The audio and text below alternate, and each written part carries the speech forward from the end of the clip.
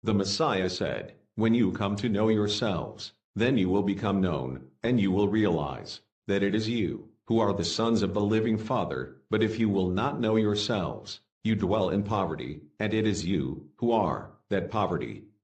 Malari, ay yung palagi ko po itong iniisip, yung tungkol po dun sa pagdating po ng time na tutugisin na po, kung may mangyayaring gano'n na pagtugis. Gusto ko pong malaman kami po bilang nanasakawan, kasi siyempre po pagka kunyari merong talagang mananakit sa amin dahil dun sa aming pong paninindigan, are we going to defend ourselves? Kasi sabi po dun sa, di ba, yung sa utos na kapag sinampal ka sa kabila, ay hindi naman mali na ibigay mo po yung kabila, kundi umiwas ka. So the time po na siguro po, in behalf of the Kawan, siguro darating kami doon sa ganung pagkakataon. So iniisip ko po, paano po kaya yung aming defense, paano pong gagawin namin pagka po dumating po yung ganung pagkakataon na talagang yung buhay namin ay talagang ano na po, magiging, anong tawag ito? Magiging ano na po, critical po sa amin. Yun po, palagi ko pong iniisip yun kung ano po ba ang dapat namin pong gawin. Yun lang po, malari. Ang utos lang naman sa atin, ang limitation, thou shalt not murder. Read between the lines. Yun ang limitation. Thou shalt not murder. Huwag kang magmamurder in literal sense.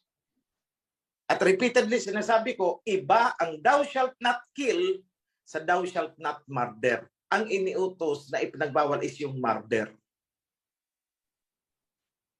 You have the right to defend yourselves to the worst extreme. Sina King David may mga kawal. They are armed during their time.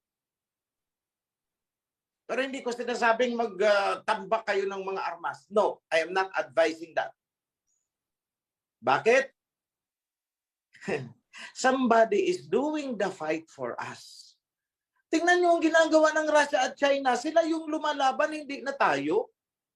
Tingnan yung ginagawa ng mga Muslim, sila ang lumalaban, hindi tayo. So why worry?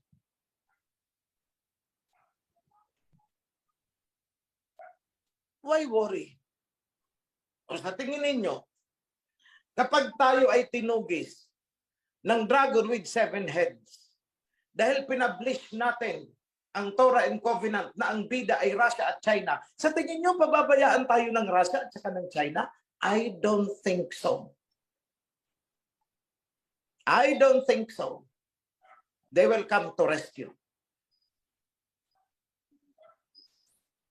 Yan lang, mga kapatid. That is the grand program na ginawa ng Abayahawa. That has been written. Hindi nila masisircumvent yan. So don't worry about, panggigipit. Siguro ko, social sense, inangkas, kahayaan mo na yun. Ipagkibit-balikat mo yun. Politically, inapi ka, hayaan mo na lang yan. Pero kung buhay na ang hahabulin sa'yo, teka lang, ibang usapan yan. I don't think darating dyan. Sila nga, nagpe-prepare, sila daw ang tutugisin. Paano tutugisin eh? Ang tutugis ay Roma eh. Christians eh. Bakit nila tutugisin ang kapwa nila Christian? Nagde-drama lang sila. Feeling nila, sila ang victim. No.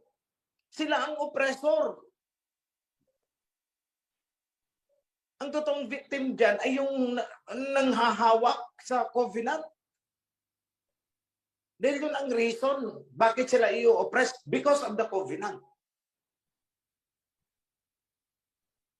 Sa covenant na yun, sa Revelations, ang sinabi ay 2 witnesses. The 2 witnesses, yun ang makikipaglaban. And who they are now? Sino ba ang kumakalaban sa Europe? The 7-headed dragon ng Europe. Sino ang kumakalaban? Di ba si Putin at China? O di silang 2 witnesses. Ganon kasimple. Okay? So don't worry about that. We will cross the bridge once it is there. Mapagpalang araw po sa inyong mga kapatid, mahal na priest at mahal na hari. Gusto ko lang po ng clarification about sa tanong ko. Ganito po yun. Ako po talaga walang trabaho. Umaasa lang ako sa asawa ko. Ngayon pong September 24, direct natanong ko na po ito ha. Alam ko mahalaga po ang PES at nalaman ko at saka mahalaga rin po ang Sabat. So ngayon pong September 24, magkakaroon po kami ng Sabat sa 10 na magkakaroon po ng pamasahe na almost lang naman po ng 1K. And then after 2 days ho, 8:26 na. Fest of Trumpet, saan ho ba ako dapat magpunta? Hindi ko po kayang atendan yung dalawang yun. At ako po ba'y may mali sa pagtatanong kong ito? Yun lang po ang katanungan ko. Gusto ko po ng clarification, mahal na hari. Holy Sabat po at saka Fest. Sis, Yes po. walang mali sa pagtatanong. Ang mali, Salamat yung po. hindi nagtatanong at may sariling galaw. Salamat po. So walang mali dyan. So, kung kulang ang budget mo, pwede kang mag-celebrate ng weekly Sabbath sa bahay. Kung hindi ka makakasama sa New Moon dahil wala kang pamasahe, so be it. Kasi wala ka namang hanap buhay, wala kang income, umaasa ka lang sa asawa mo, sabi mo. But, kung pag-uusapan natin ang Day of Atonement and Feast of Tabernacles, huwag mong isasacrifice yun. Huwag mong aanuhin yun na hindi i-attend kung pera lang ang usapan. Kaya ang sagot ko, just make yourself available. Huwag kang kukuha ng schedule sa mga araw na yan. Huwag kang magkukumit na may lakad ka or whatever. Basta just make yourself available and coordinate sa chapter coordinator ninyo kung ano ang sitwasyon mo. Yun lang. Yun lang ang gagawin mo. Malinaw po at maraming po salamat, mahal na hari. Happy Sabbath Day po, mahal na hari, at sa lahat po. Tanong ko po kung ang verse po na Revelation chapter 16 verse 12 ang nagaganap po na tagtuyo sa mundo ngayon, ang sixth angel poured out his vial upon the great river Euphrates, and the water thereof was dried up, that the way of the kings of the east might be prepared. So, yun po ang katanungan ni kapatid na Blissy. Okay, good. Napakaganda ng tanong. So, ang sagot ko dyan ay, kung natupad na, ang sagot ko ay, hindi pa tapos. Natutupad pa lang. Nagsisimula pa lang matupad. So there is a symbolic meaning. Allegorically. May symbolic, may literal. Kung titingnan nyo, itong rivers na sinabi nilang, itong river na sinabi nilang Euphrates, the Euphrates, the Tigris, is actually, yan po ay maliit na sanga lamang ng hidikil. In original, hidikil talaga ang sinasabing matutuyo. At hindi lang ang Euphrates. Kasi ang Euphrates is maliit na sanga. Gahibla lang yan na sanga ng napakalaking Hiddekel River.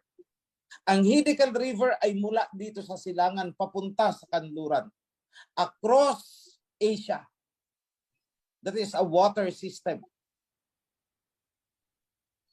So ngayon, itong mga heat waves na ito, ano ang sabi? Sa panahon na umaaksyon ang two witnesses, sa panahon na umaaksyon ang two witnesses, magkakaroon ng plague, magkakaroon ng famine, tagutom, magkakaroon ng tagtuyot, magkakaroon ng hailstorm. Hindi ba't nangyayari ngayon? Tingnan yung Europe, naglalagablab ang kanilang mga kagubatan. Wildfires. Mismong word for word na isinulat yan sa Revelation, wildfires. Which is, nung nag-revise kami, isiningit namin ang heat wave, tag-init. Bakit namin inayos? Kasi nasusulat din naman na iinit ang araw ng makapitong beses. So heat wave po yun. At kasunod nun, magkakaroon ng mga wildfires. In fact, ano ang sabi? 1/3 ng kagubatan ay masusunog. Kindly help me out. Anyone na may access doon sa sinabi ko, pakibigay ang verse. Kung saan nasusulat na 1/3. So ngayon, try to monitor ninyo ang events na nangyari ng heat wave. Umaabot ng hundreds of thousands hectares na ang nasusunog.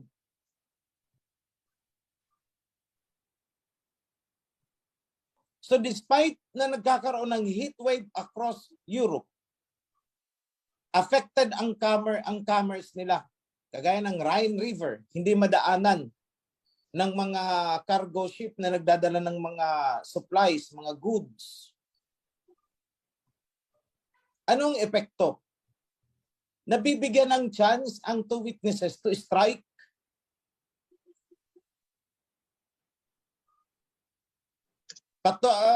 Pinutulan ng Russia ng gas supply. Tinarhan lang sila ng 10% or 20%. So kung nagsusupply noon ng 120 na lang ang ibinibigay ngayon sa Germany and elsewhere to Europe. At sinang-ayunan nyo ng panahon. Sabi ng Germany, di kukuha kami ng coal, natuyo ngayon ang dadaanan ng coal na river para maihakot. So hindi ba nabigyan ng paraan ang Kings of the East na maisakatuparan kung ano ang nasusulat sa Bible? Matagal ko nang sinabi, magugutom ang Amerika at Europe. Magkakaroon ng economic crisis. Sinasabi ko na yan noon pa eh. And now, it's happening. Paano isinasakatuparan ng Abayahawa ang kanyang mga salita sa pamamagitan ng mga prophets? Paano? Sa pamamagitan ng mga president, mga kings mula sa East. Anong ginawa ni Putin? Diba? Trinigger niya, kinalapit niya. O ayun. Nagkaroon ng recession. Europe, America. Although puro propaganda sila ngayon. Ang Russia daw ang nagugutom. Hindi magugutom ang Russia. So, heat wave, hailstorm, nagsasalitan, wildfires, nangyayari, famine, nangyayari, nagsisimula na. Ano pa bang palatandaan ang hinihintay nyo? Hindi ko maintindihan kung ano pang signs ang hinihintay nitong mga ayaw maniwala sa mga sinabi ko. Sabagay, hindi talaga lahat maniniwala eh. Bakit? As in the days of Noah, life goes on until destruction comes. Revelation 8:7, mahal na rin. Revelation 8:7. Tingnan nyo yan. Yep. So yung mga chapters, iba-ibang chapters sa Revelation, hindi po yan yung hihintayin muna matapos itong isang chapter at mangyayari yung susunod chapter. Hindi po, simultaneous yan. Sabay-sabay na umaarangkada yan. Hindi lang mapagpatong-patong sa chapter, sa kasulatan. But these are events na overlapping each other. Kaya kailangan maalam nyo ang pattern. Pakibasa po ang Revelation 8:7, revised Torah natin. At i-compare nyo doon sa NIV.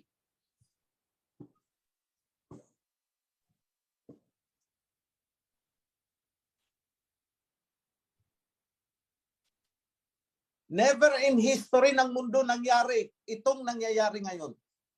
Never in history. Sabi nga nila, in more than 100 years, walang nangyaring ganito na heat wave and wildfires. So nagko-coincide habang umaarangkada, gumagalaw ang two witnesses. See?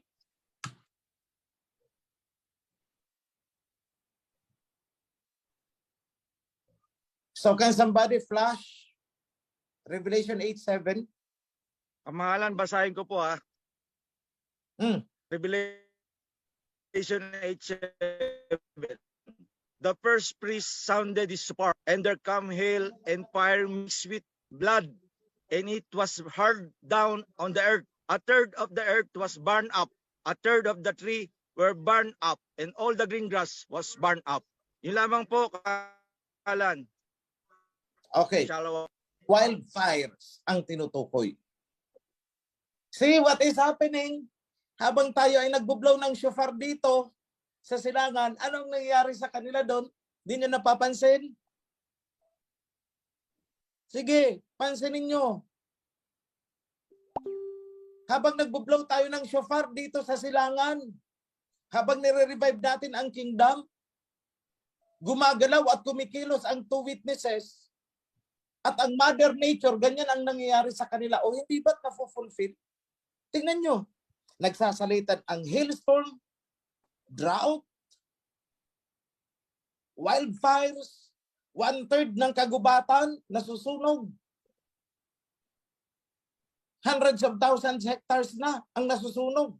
Greece, Portugal, Spain, France, buong Europe affected, and down hanggang sa Amerika. O dito sa ating bansa, nag-wildfire ba? Wala naman, di ba? Oo, uminit sa atin, pero konti lang. Meron pa po, mahal na rin, Ezekiel 20, 45 to 49. Pakibasa. Yung ano sana, yung revised na lang po, si Presno Knight.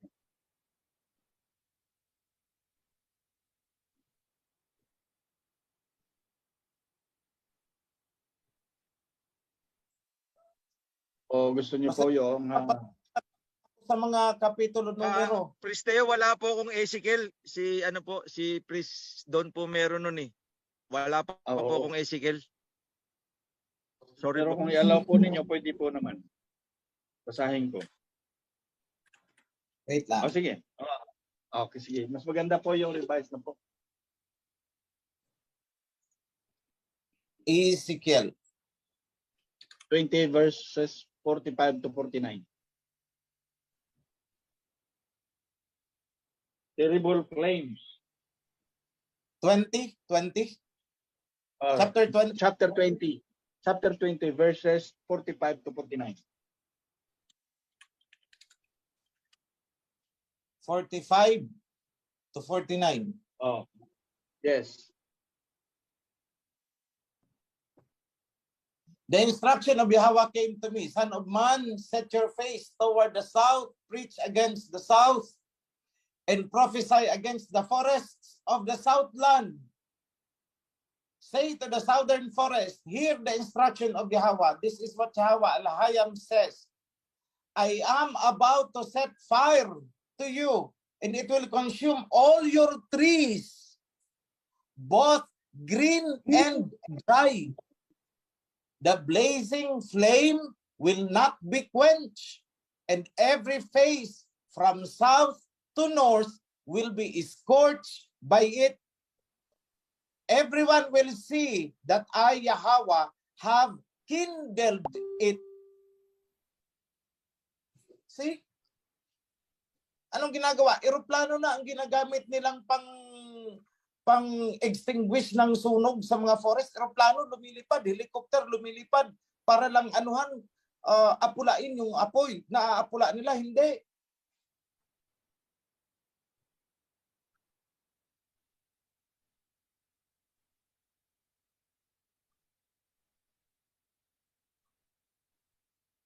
See? It's happening.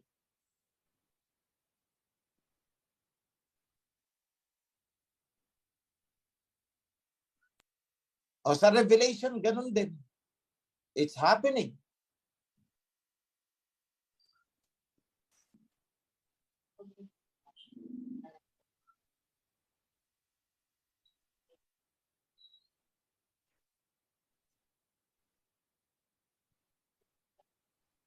So, yan po mga kapatid. I hope you are learning something. Hindi natin ito gusto, pero yan ang nakasulat.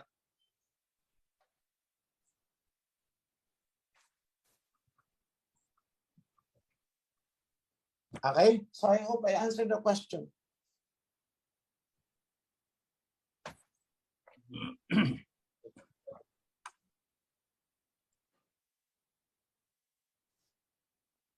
Salamat. Tanong ko lang po, kung magkasala po ba kung hindi na active ang asawa at anak ko, bagaman sila ay nakapasok na sa covenant pero hindi ko mapilit na sumama sa akin ngayon. Nagkasala po ba ang kanyang asawa at anak, hindi niya nasama sa ngayong Sabat? Kasala po ba siya? So yun lang. Hindi ko sala, pero nagkukulang.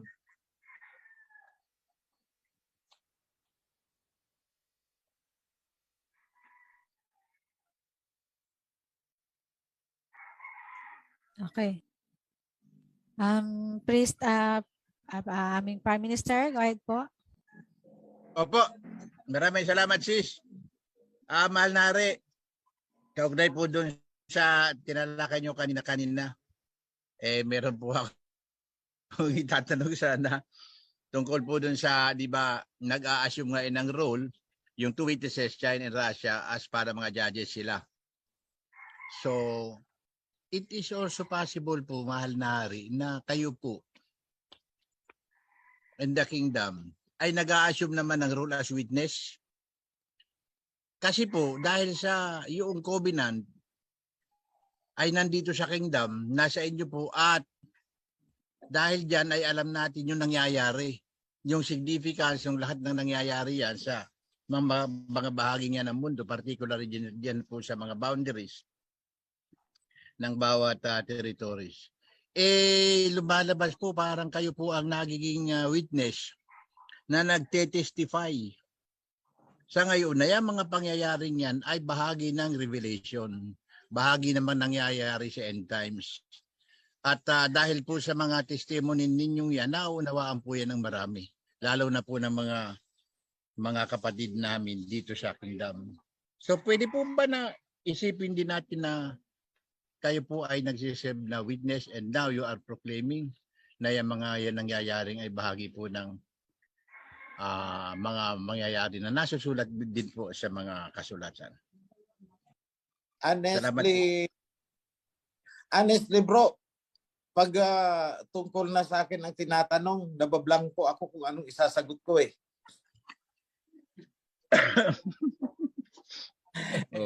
May mga bagay na ayaw kong tanggapin sa sarili ko. Alam niyo yan.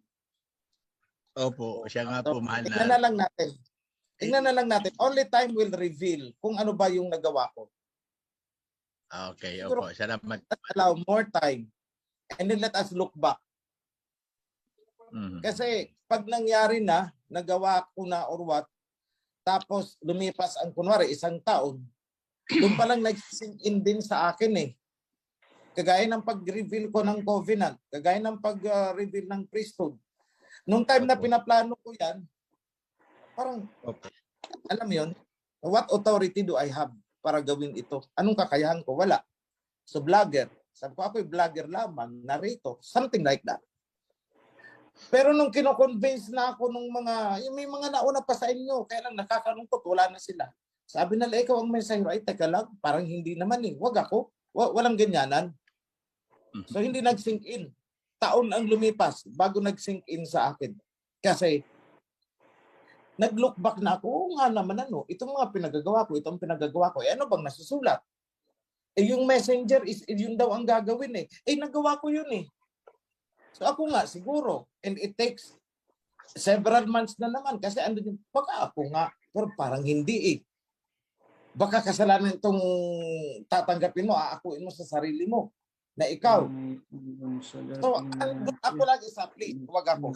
Parang ganun. So sa akin mga kapatid is, siguro ko it's too soon. Maybe na-observe ng iba pero sa akin, ayoko. Ipagpatawad mo Prime Minister. Opo, mahal na Pero, pasensya na po. Obserba na lang kayo muna.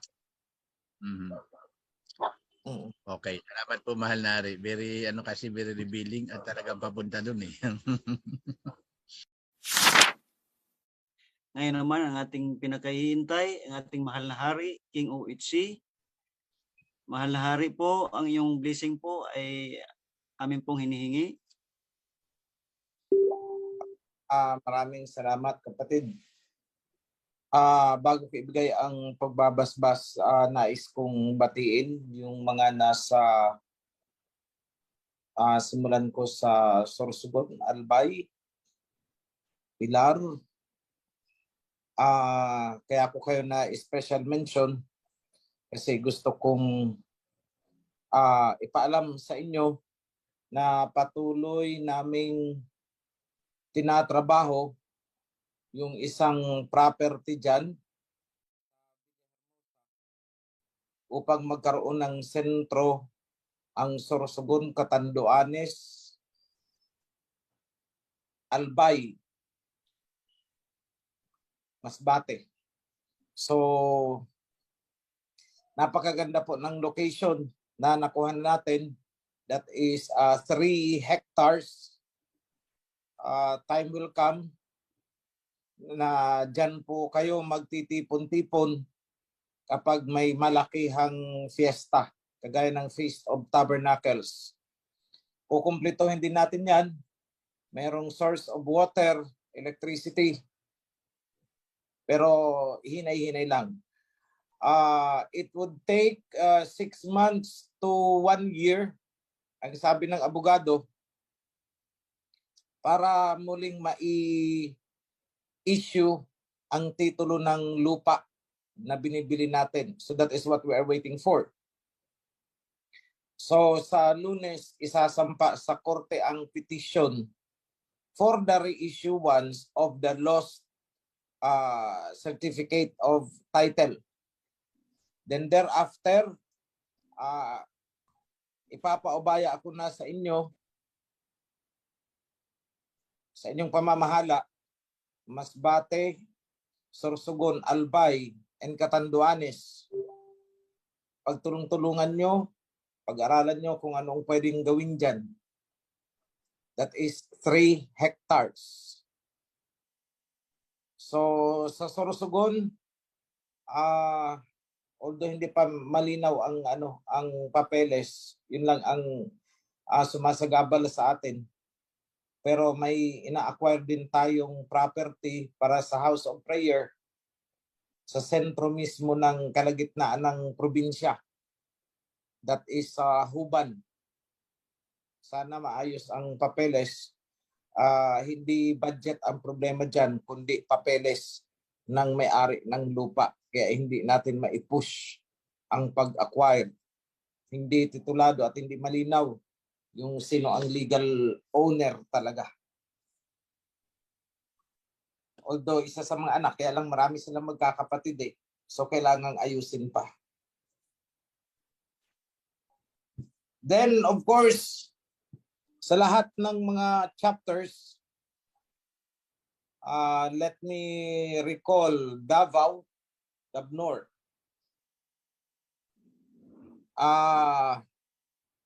if plans will go right, Priest Rodelin is planning to go home.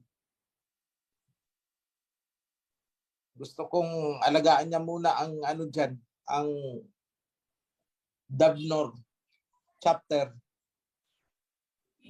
Dahil ayoko nang maulit yung Monte Cano nang mawasak ang chapter. After all, si Priest Rodelin ay kasama sa mga unang priest, the first batch of priests na na-anoint ko with the primary purpose na may mga ngalaga sa Davnor. Yan ang isa sa pinakamalaking consideration. Kaya inanuhan ko kaagad na magkaroon ng priest dyan sa Davao area. So, I want Priest Rodelin to focus. I-focus niya muna yung attention para ma-build up ang strength of unity ng Davnor and of course the neighboring chapters. Jensen, hindi kayo nawawala sa isipan ko.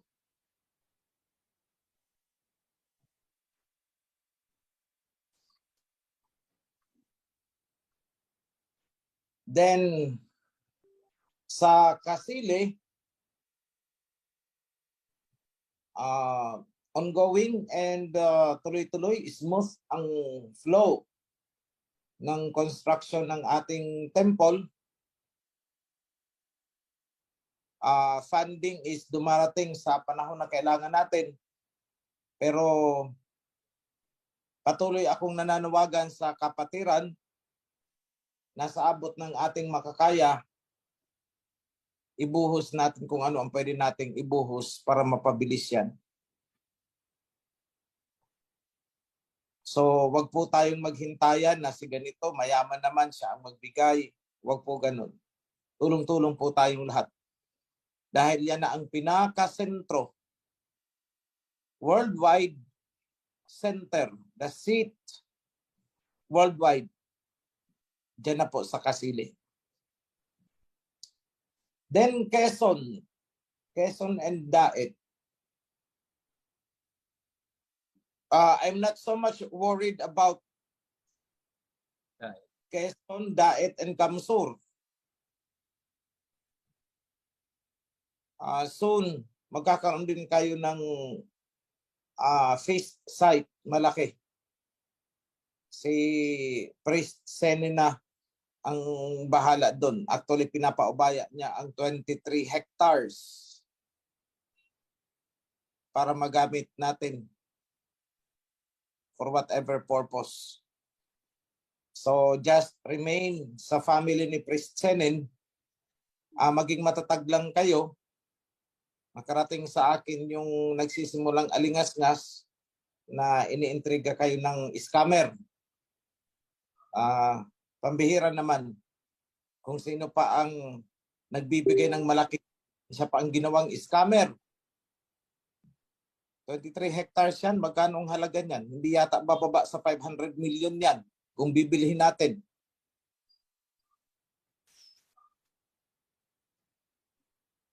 So, hayaan nyo na yan na mga intriga, just go on, focus lang tayo. Then sa Visayas,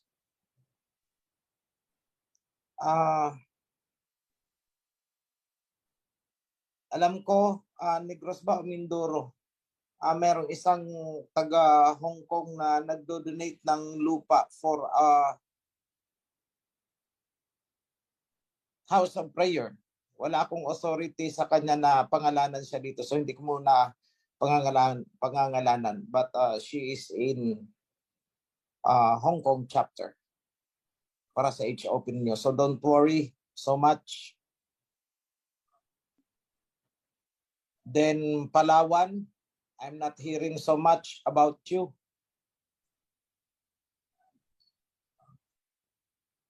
Parang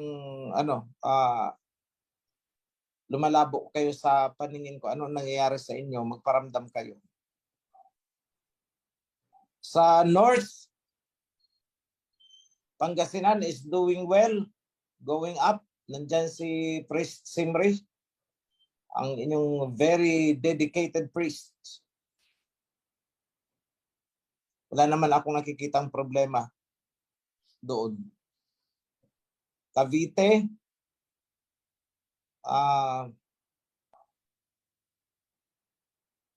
maintain kayong mga remnants dyan. Maintain your light. Yung ningas ng inyong mga ilawan, lalo niyong pagtibayin. NCR, not so much of a problem. I'm not hearing any problem sa NCR. Rizal, I hope everything is fine sa inyo. Sa international,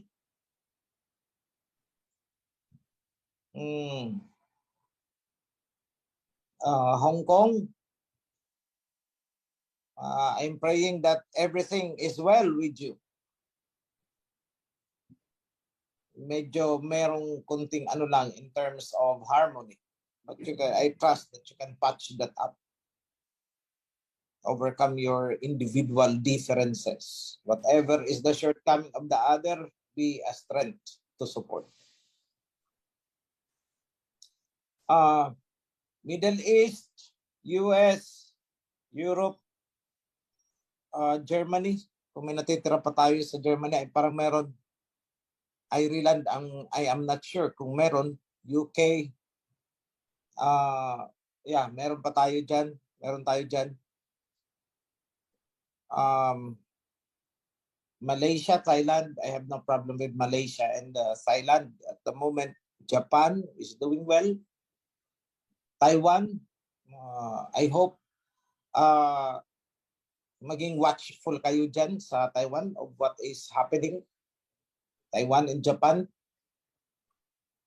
China, well, I don't see any problem with China.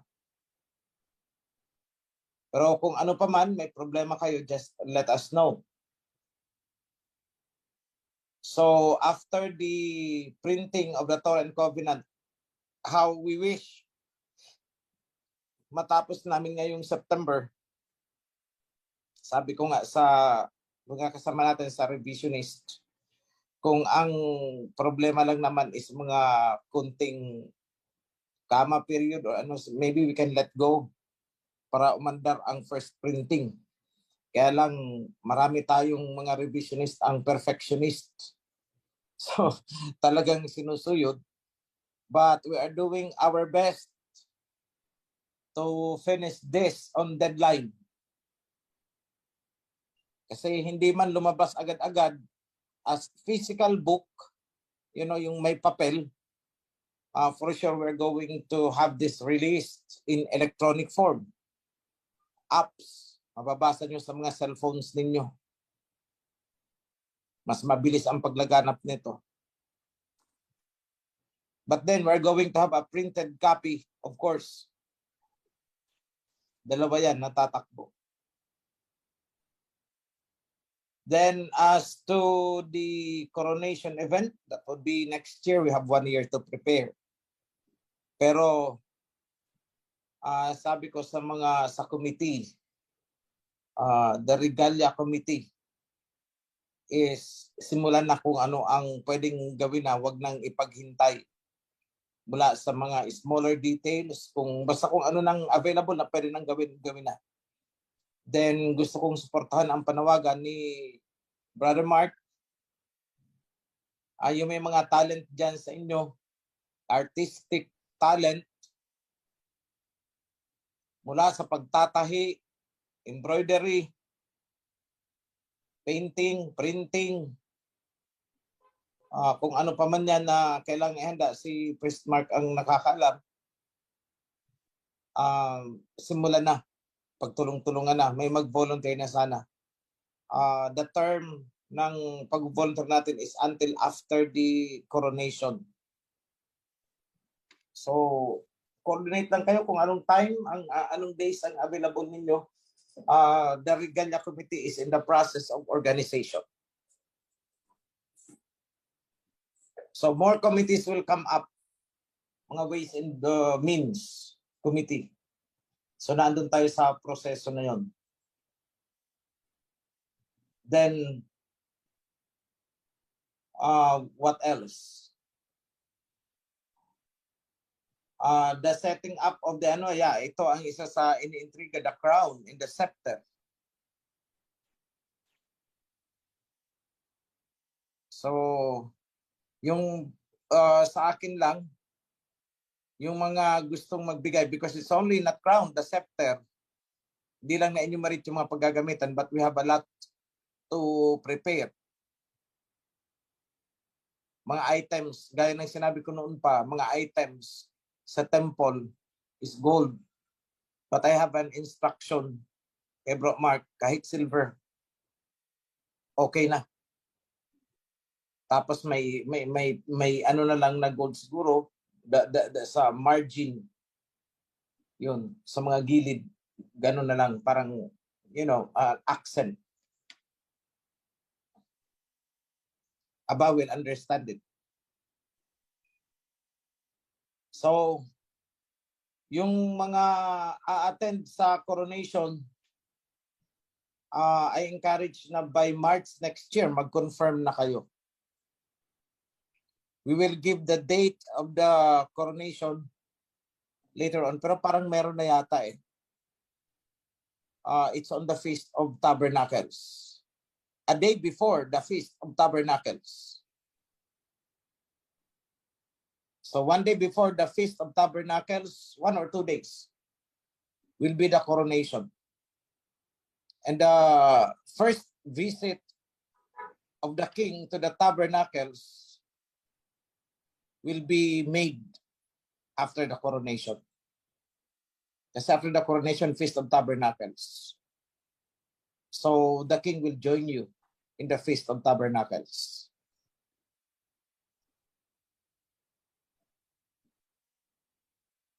So may nakaligtaan ba ako sa mga chapters? Samar, yung dito sa east side, Samar, I'm not updated yet. Yung mga hindi ko nabanggit, I'm waiting for an update. But overall, hindi ko man nabanggit because 130 plus na kayong chapters. Rest assured na walang naiiwanan, walang namimenos, pantay-pantay po ang tingin ng pamahalaan na mamahala sa taas sa inyo. So just coordinate with us. Although at this time, sinuspend ko muna ang construction ng mga HOP. Tsaga-tsaga lang muna tayo kahit sa bahay. Or kung nakagawa ng makeshift, let it be. Ang focus kasi natin, all resources, finances are all focused on the temple at this time.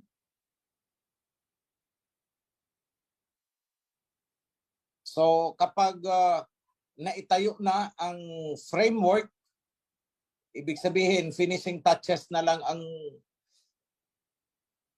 kulang, may bubong na, may dingding na, may flooring na, and the interiors na lang ang ginagawa, then we can resume the construction of House of Prayers. So makikita nyo naman. And before I give, I will give the blessing. Pero I want somebody, meron ba yung latest na video na pinadala sa akin ngayon? Can somebody play it?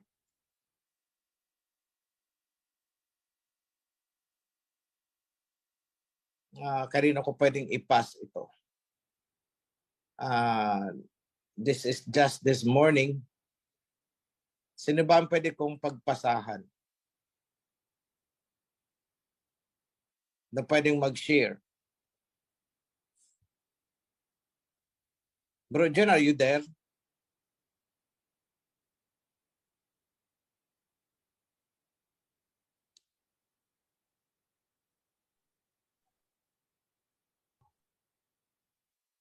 Press dato.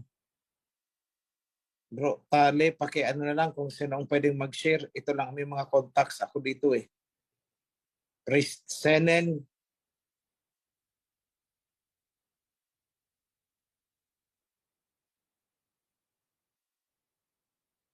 Si Bro Tali po, mahal na hari, ay nagtaas ng kamay. Okay. I am sending the video. Here then, sir, I will give the blessing.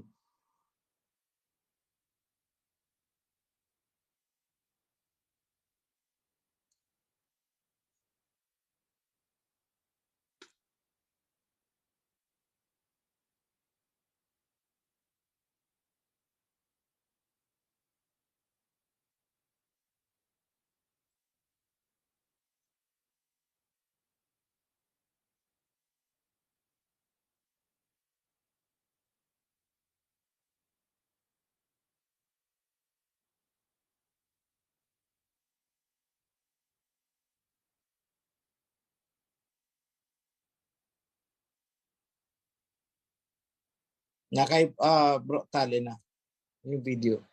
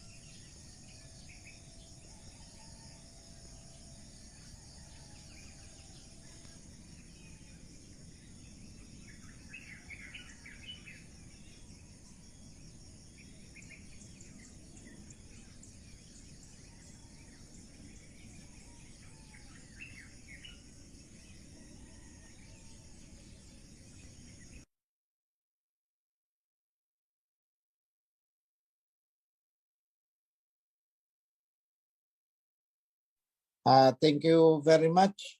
So mapapansin nyo mga kapatid, medyo hindi pa ganun ka, hindi nyo pa gaano ma-appreciate yung development kasi ang bulk ng naging trabaho niyan is yung sa laying of the foundation all those days.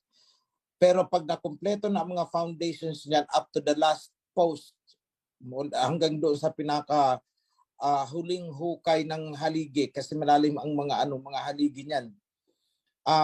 Pag natapos yun, tapos yung groundworks na yan sa foundation, pati yung mga repropping, mabilis na po ang pag-akyat niyan pataas. Doon nyo na ma-appreciate na, oh, parang ang bilis. Right now, isip nyo parang ang bagal kasi ang much of the work is nasa ilalim ng lupa. So we are strengthening the foundation. Malalalim po ang hukay ng bawat haligi. So if I'm not mistaken, there are 42 pillars hanggang sa yan. Then yung ilalim niyan is parang may parilya pa na sisimentohin. So may mga kabila pa doon bubuhusan to strengthen the flooring. So thereafter, ma-appreciate nyo na, lalo na pagka naitayo na yung 12 pillars paikot ng temple. Napakaganda niyan, mga kapatid, and you will be proud, even at least to your heart, to your family, and to your children. Nasasabi nyo, hey, we are part of that. We have contributed to that. And more so, higit sa lahat, pag humarap kayo kay King Yahweh, you have that feeling na parang hindi ka nahihiya. Dahil kahit hindi mo man sabihin kay King Yahweh, pagharap mo, alam niya na itong taong humarap sa akin ay nagsakripisyo para sa aking temple. Yan lang po mga kapatid ang isipin nyo. Then thereafter, in one way or another, hindi man natin napapansin, hindi nyo man napapansin, bumubuhos pala ang pagpapala sa inyo. Walang nagkakasakit sa pamilya. Kahit papano yung mga pangangailangan ninyo ay naandyan sa panahon na kailangan ninyo. Kung kayo ay nagigipit, may biglang dumarating na sasaklolo. Those are all blessings.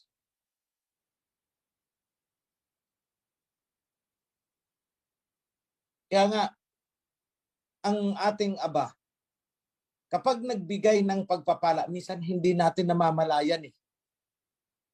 Nalalaman na lang natin na may pagpapala palang ibinigay kapag binawi.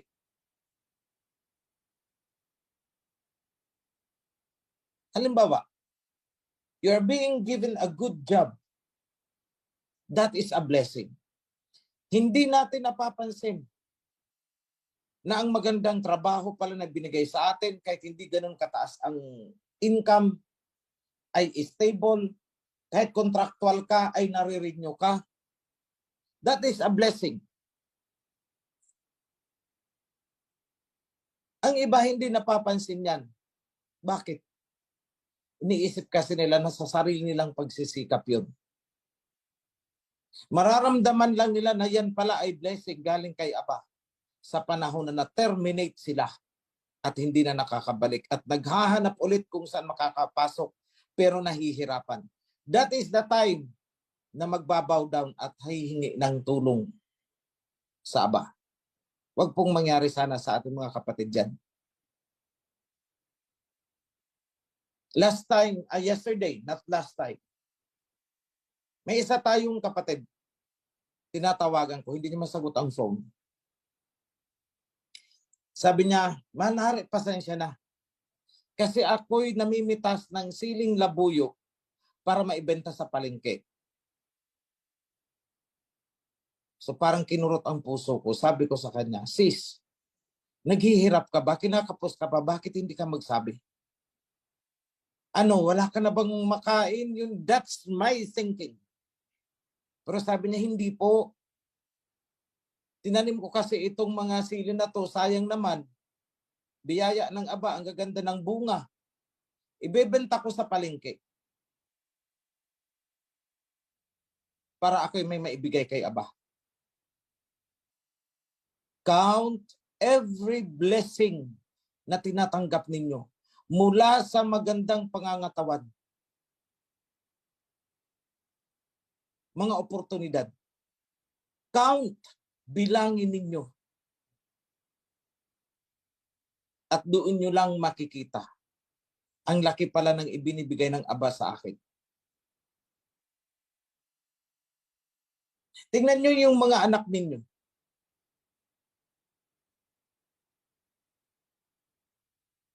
You are spared from diseases. Pagdating ng oras, may pinagsasaluhan kayo. Count every blessing. Mula sa mga blessings na yun, kumurot kayo ng kunti. Ibalik nyo kay Aba para sa temple. Hindi po para kay King OHC. Para sa temple ni Aba. Ang temple po ay hindi akin. Atin po. Atin. At yan ay handog natin at paghahanda. Para may babalikan si King Yahushua. Tandaan ninyo ito. Sinabi ni King Yahushua na kapag may nagsabi sa inyo na ako'y naruroon sa isang inner room, na ako'y naroon sa ganitong lugar, huwag kayong maniniwala. Bakit? Saan siya pupunta? Sinagot ni Prophet Malakay, siya ay pupunta sa templo na inihanda para sa kanya. Malakay chapter 3. Tandaan po natin yan. Kaya ang ginagawa ninyo, pagsasakripisyo or what, hindi po para sa akin yan. Hindi ko hinangad dyan. Hindi ko hinihingi sa inyo. Pero ako'y nagsasalita ng ganito para ipaabot sa inyo kung ano ang hinihiling sa atin ng ating King Yahushua. Kapalit ng mga pagpapala na ibinibigay niya sa atin. Tingnan nyo na lang mga kapatid. Sa ibang bansa nasusunog ang mga kagubatan. Kinakapos na ng tubig. Pero tayo dito, pumapatak ang ulan, may naiinom tayo. Hindi tayo natutusta sa init.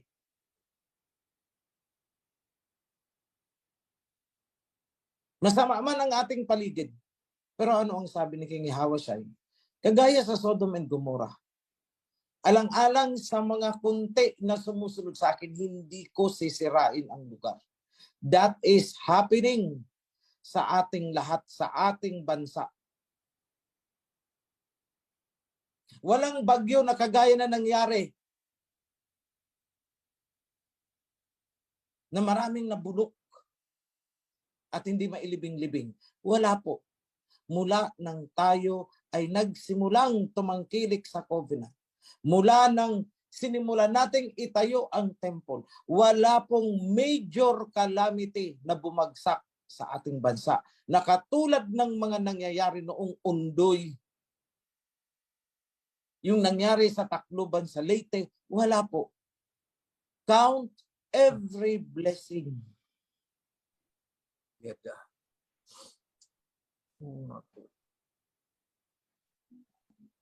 Maging masama man ang bansang ito, pero tulad sa Sodom and Gomorrah, alang-alang sa kunting naririyan na sumusunod at pumupuri sa akin, hindi ko sisirain ang bansang yan. It is happening to us. Walang heat wave. Walang major typhoon. Walang hurricane. May lindol pero hindi hinayaan na isa man sa atin ay mamatay sa lindol. Nitong nakaraan. Wala. Walang tidal wave. Sa kabila na ang ating bansa ay nasa ring of fire. Hindi matibay ang pundasyon ng bansang ito in terms of geology. Lindunin lang ito, lulubog lahat ang mga isla nito. Except Palawan. Pero bakit nananatiling maganda ang ating klima? Oo, umiinit. Dahil yan po ay init singaw nang galing sa init sa kabilang lugar. Pero hindi talaga sa atin ibinagsak ang heat wave. Hindi po. Muling pinatunayan ni Aba, mamatay man ang nasa harapan mo, mamatay man ang mga nasa likod mo, nasa kaliwa mo at nasa kanan, iingatan ko kayo. Sapagkat kayo ay sumusunod sa akin, sa aking tipan, at pinakakambanal nyo ang aking pangalan. With that few reminders, mga kapatid, give back. Give to Alahayab what is for Alahayab. And let me pronounce ang patuloy na pagpapala, pag-iingat,